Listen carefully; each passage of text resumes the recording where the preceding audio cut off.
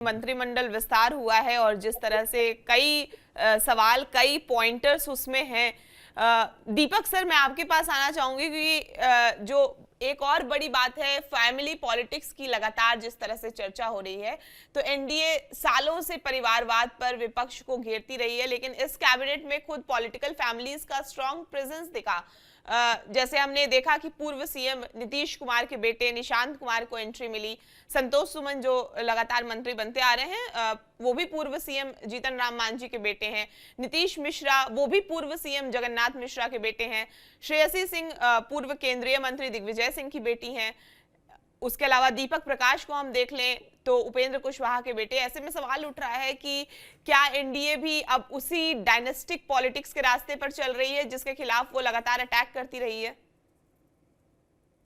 देखिए, सच्चाई ये है कि जो पारिवारिक पॉलिटिक्स है, वंशवाद वाली पॉलिटिक्स है, अब वो कोई इशू है नहीं।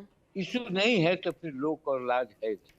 अगर इशू होता तो थोड़ा लोक होता और लाज इसलिए होता है कि हमें चुनाव में इसके बारे में जवाब देना पड़ेगा। तो अब चुनाव में जवाब देने के लिए ये इशू नहीं है। तो आपने देखा जो जिस तरह से हमले होते रहे सोनिया परिवार पर, लालू परिवार पे, रामविलास पासवान के परिवार पर उतने हमले नहीं हुए। सवाल जरूर पूछे गए कि भाई रामविलास पासवान के भी तो वो लोग हैं, उनके बाल बच्चे, उनके भाई, सारे लोग पॉलिटिक्स में हैं। तो अब किस बात का शर्म? देखिए, नीतीश कुमार जिन्होंने अभी तक अपने इतने लंबे कार्यकाल में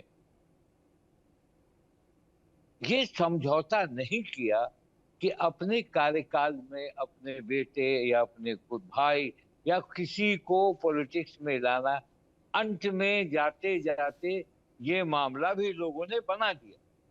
अब आपने कहा श्रेयसी सिंह, उनके पिताजी, उनकी माता जी पुतुल सिंह, वो भी एमपी रही, पिता तो एमपी थे, बेटी भी एमपी हुई।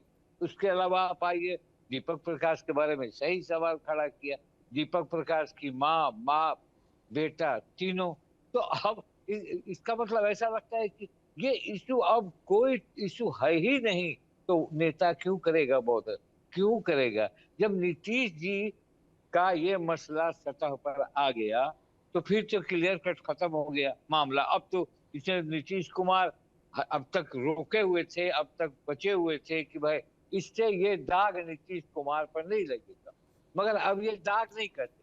अब ये अपॉर्चुनिटी है, अब हमारे बच्चों का भविष्य है। जैसे मेरे पिता माता हमारे भविष्य की चिंता करते हैं, वैसे पॉलिटिशियंस भी अपने भविष्य, बाल बच्चे की भविष्य की चिंता करते हैं। तो ये बिहार में नहीं, देश में इस तरह से फैल चुका। और मैं आपको बताऊं, नीतीश कुमार नहीं चाहते थे कि निशांत कुमार पॉलिटिक्स नहीं, ये बात बताई गई कि निशांत ने कहा हम अभी मंत्री नहीं बनेंगे, अभी बाद में संगठन का काम करेंगे। ये सच था, नीतीश ये डरते थे कि हम पर ये दोहमत ना आ जाए। मगर एकाएक कुछ एक्ट, ऐसे एक्ट बीजेपी के होने लगे तो लगा कि नहीं, जेडीयू का जो बेस है वो खत्म हो जाएगा। तो कल रात, बहुत देर रात तक मीटिंग चली जेडीयू में, तब जाकर माना गया। तब वो माने, या नीतीश ने भी हामी भर दी, क्या ठीक है चलो कोई बात नहीं, शपथ करा दो। अब से नीतीश शपथ हो जाएगा, उनकी यात्रा भी रुक गई। तो ये एक सवाल आपको लोकसभा चुनाव में, मुझे याद है कि लोकसभा चुनाव जब हो रहा था तो तेजस्वी यादव ने एक लिस्ट पढ़ दी थी, परिवारवाद। परिवारवाद में देखिए कौन कौन है, कौन कौन है। उसके बाद ये इशू नहीं है, भले आप कहें कि इंदिरा फैमिली, लालू फैमिली, मुलायम फैमिली, रामविलास फैमिली, अब वो कोई इशू नहीं है। इसीलिए अब इसको लोग अपना एक रोजगार भी बना लिए। हम नहीं तो बेटा नहीं पढ़ लिख रहा है, बेटा सही, चलो बेटा आ जाओ, बेटा नहीं तो पत्नी सही, पत्नी नहीं तो बेटी सही। ये एक ऐसा आप देखिए, जीतन राम मांझी को भी देख रहे हैं। जीतन राम मांझी की परिवार क्या है? समधी की पार्टी, बेटा की पार्टी, बहू की पार्टी। इससे इससे अब वो लोग मान चुके हैं कि ये कोई बड़ा इशू नहीं है, ये हमारा अधिकार है कि हमारे जगह पर हमारा बेटा ही आएगा। जब नीतीश कुमार का बेटा आ गया तो अब ये मान के चलिए कि अब कौन इशू है, कोई इशू नहीं रह गया।